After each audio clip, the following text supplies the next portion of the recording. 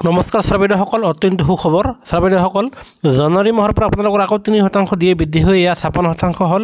আৰু সেয়েহে শ্ৰমিকসকল এয়া চাওক, আপোনালোকে সেয়া শ্ৰম বিভাগৰ ফালৰ পৰা সেই বিভাগীয় জাননী আপোনালোকে এই ডেটটো চাবলৈ যত্ন কৰিব। এয়া চাব আপোনালোকে দিনাংক 6 তাৰিখ 1 মাহ 2025, তাৰমানে যোৱা 6 তাৰিখ 1 মাহ 2025 তাৰিখৰ শেহতীয়া খবৰ। আৰু এই খবৰৰ ভিত্তিত আপোনালোকৰ এই নৱেম্বৰ মাহৰ সূচকাংশ প্ৰকাশ পাইছে।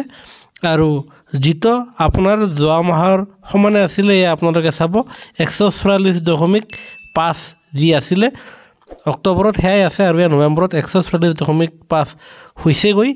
আৰু এয়া আমি দিয়ে বৃদ্ধি কৰা কেলকুলেটাৰত আমি যেতিয়া যোগ কৰিলোঁ, এয়া চাব অক্টোবৰ মাহৰ আৰু এয়া নৱেম্বৰ মাহৰ 144.5 তেনেস্থলত এয়া কিমান হৈছে 55.54 হৈছেগৈ। আৰু ঠিক তেনেদৰে আপোনাৰ ডিচেম্বৰ মাহতো যদি এয়া একেই যদি থাকে 144.5 থাকে, নাইবা যদি 155.5 নাইবা 156 যিয়ে নহওক কিয়, এয়া আপোনাৰ 56% হয়।